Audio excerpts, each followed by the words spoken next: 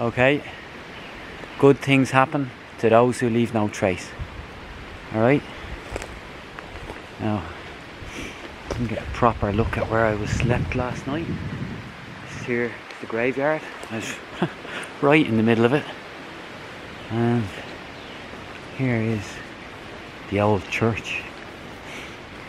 Wow. So, that church I was slept behind is right next to a little village called Ballymoe, where I'm walking right now. And that means I'm in County Galway, I believe. There is a little shop up here that I can see is open, which is great. And I doubt there will be one, but let's see. A poncho is what I'm thinking. Wishful thinking in these parts, I would say. For anyone that's not from Ireland, this is a Gaelic football pitch. Well, hurling is also played on these type of pitches. Some girls over there training at the moment, and these would be the national sports in Ireland.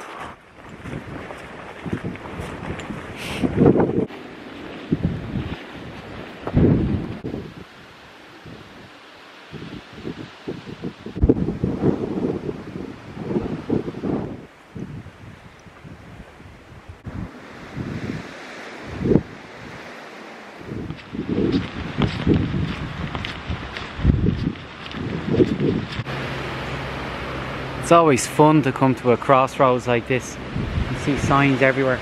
Glinsk, Ballymoe, Williamstown, over here, Glinsk, Ballymoe, Craigs, Glenamaddy, Williamstown, and this is Keelogues. I'm going to read out what's on the sign here. Keelogues, it's a rural village, has a long history. The stone here marks the grave of a Leinster chieftain who was injured in the Battle of Cong and died on his journey home. There are 3 fairy forts in the locality that have stood the test of time. However, when St. Columba came to convert the people, the fairies were forgotten. We're going to go this way, because I believe there's a little shop, if my memory serves me correct, on the crossroad near Craigs. And that will help with my resupply for today.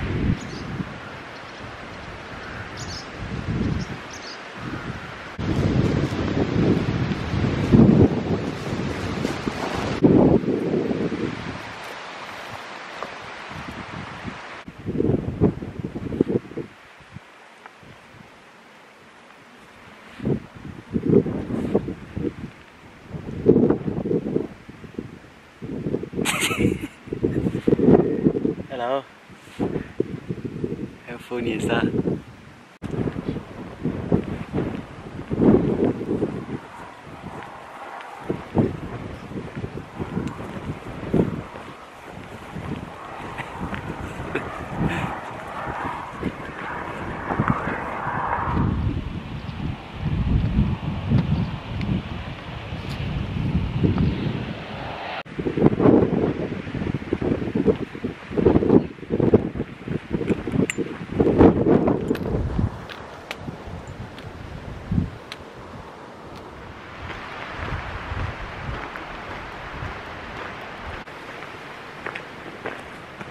Right, we always give it the old quick 1, 2,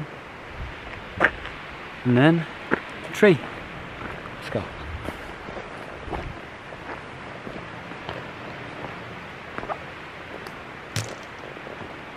Okay, gets a bit swampy in here.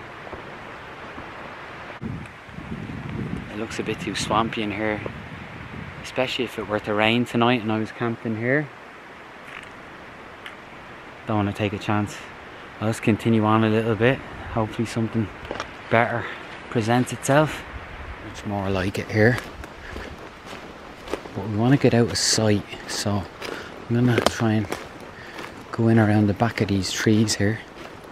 I think we're good to stay here. The reason I talk about this in the videos is because there's a lot of people that want to try wild camping, but this part of the experience fills them with anxiety. I know, I've been there and I still experience it. So that's why I'm talking about how I picked the spot.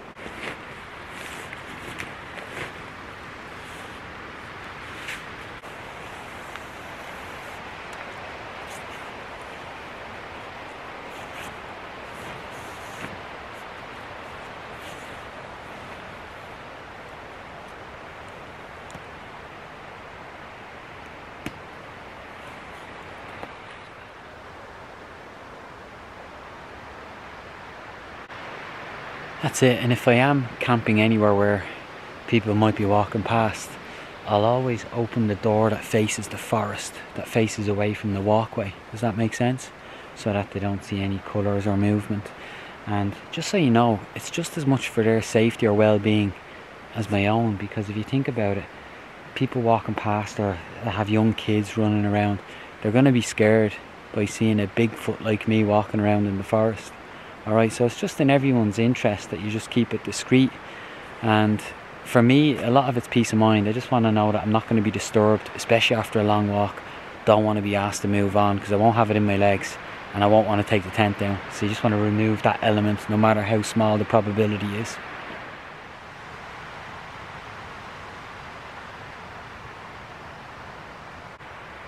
Couldn't be happier. Couldn't be happier with the way things worked out today. It was windy for long periods, and I think that's the first time I walked my clothes dry. Everything that I was wearing when I stopped was dry, apart from my socks, actually my shoes. But like my jacket, my shorts, they were saturated when I woke up, and they were bone dry arriving here. That's great. And it didn't rain for most of the day. It was just spitting at times, but nothing like yesterday. And I was delighted with that. And then arriving here in the forest and getting set up, and I am set up. I'm about to cook dinner now. Gonna have pasta parmigiana with some cheese thrown in, and just listen to the wind swaying the trees. It's beautiful. I really feel at home right now.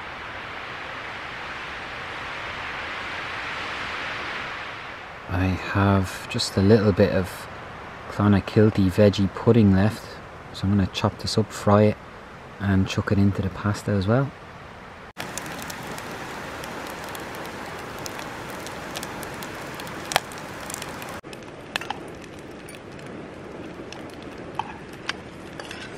Do you know what I'm going to do with you when you're done? I'm going to eat you. Put you in my belly.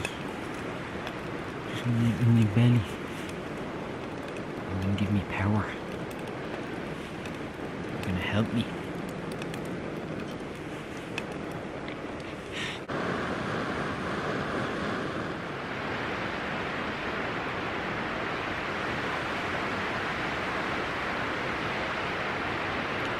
When two become one, I need some love like I never needed love before. Wanna make love to you, baby.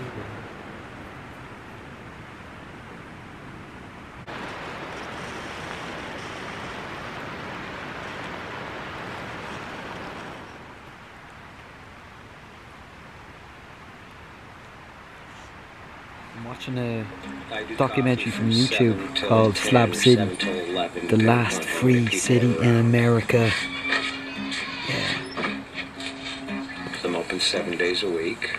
I don't have coffee all day long because we could. It's probably one of my favorite places to hang out.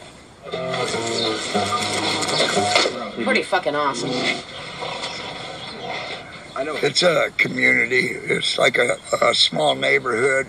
Everybody out here is pretty much like family. Not everybody, but most of us.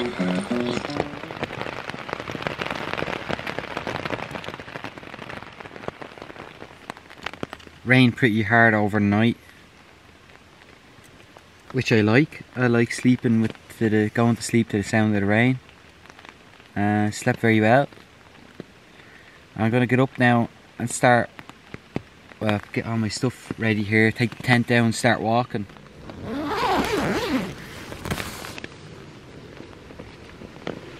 I do genuinely feel more safe here in the forest, like last night, than I do anywhere else, like than I do in a town or a city. I try to communicate that often because I think it says a lot about the state of the world. Not just in recent times, but for a long time people have been asking me, am I not afraid in the forest? And I always say no. The reason is because it's actually safer up there. The perception is often that it's not, and bad things can happen in places like this. You know, bad things can happen, bad things do happen, but they most often happen in the city, right? I'm pretty sure that less people die in the forest every day than in the cities around the world. You know what I mean? And look, we can get into statistics and all that as much as we want. The fact of the matter is, no harm has ever come to me up in these forests. No one's ever disturbed me up in these forests. And I've been coming up here for a long time.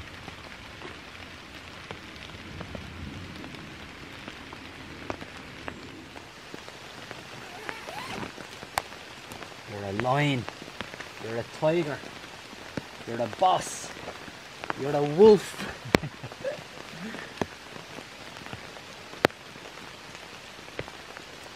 Why does it always rain on me? Is it because I lied when I was 17? Why does it always rain on me? Even when the sun is shining, I can't avoid the light. Okay, always leave no trace. And off we go. Which way?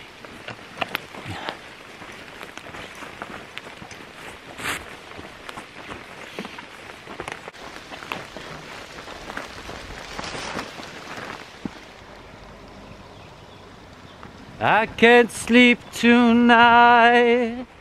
Feels like everything is alright. I can't close my eyes.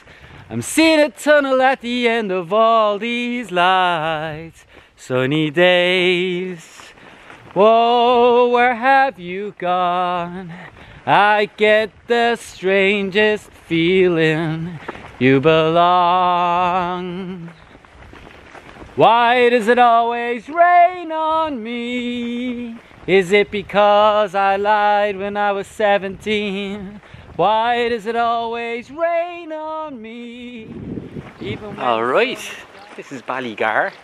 There is a coffee shop in town, but it doesn't open on a Sunday, which is of course today. And there are a few pubs. In every Irish town there's at least like 17 or 27 pubs, just so you know. This looks like a good one too.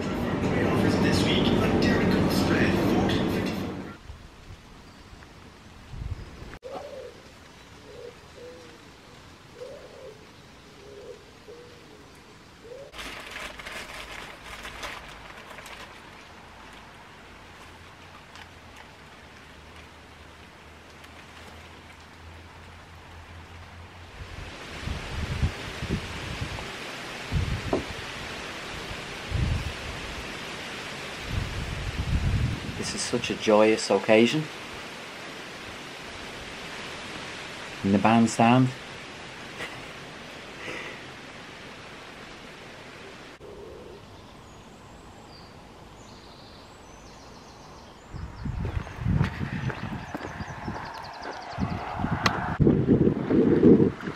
Ballygar Hurling Club, thank you.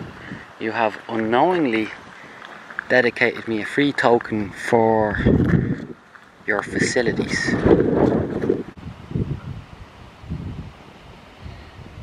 You know what they say about open doors?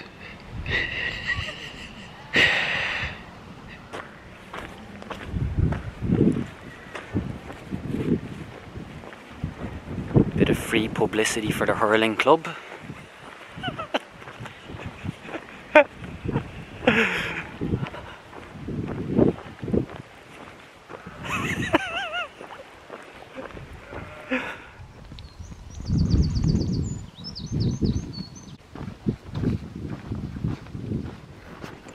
The trail brings you, or the path eventually brings you into this field.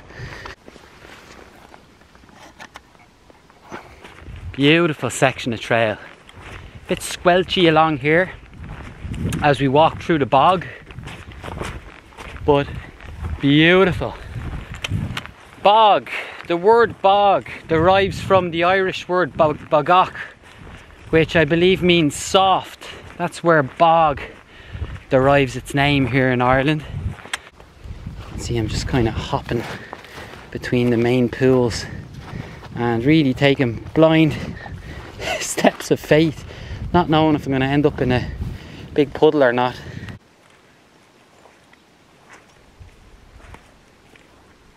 You can see here, if I put my stick down, Like it goes way down. See that? It already went up to there. So definitely bogach, definitely soft.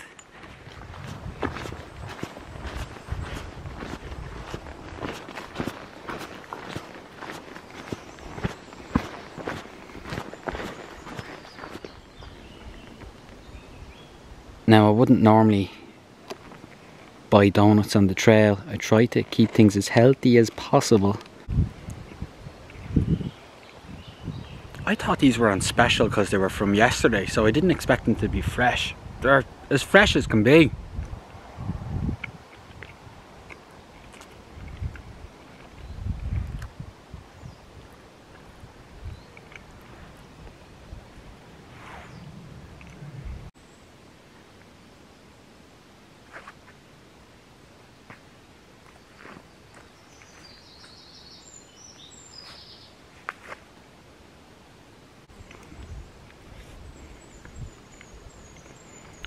I know you might be thinking this doesn't look like the same donut as a minute ago. And that's because it's not.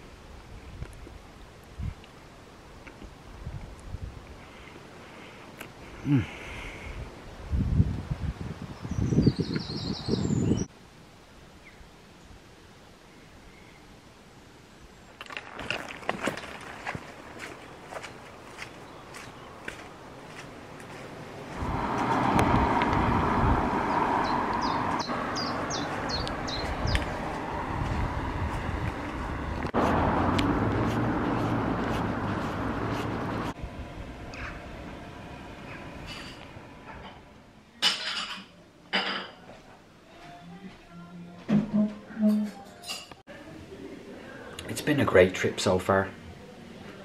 I do know where I'm going at the moment and where I will end up.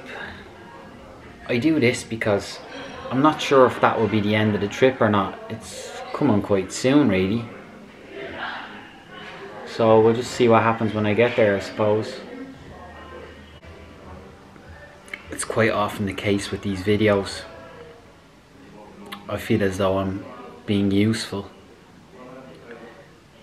and I'm grateful that I'm able to serve people while doing something I myself enjoy,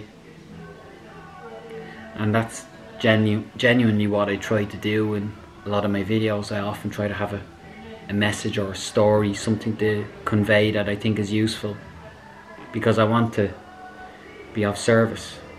Don't just want to entertain, although, you know, nothing wrong with that, but it feels meaningful, purposeful to me that I can in some way touch the lives of other people like yourself.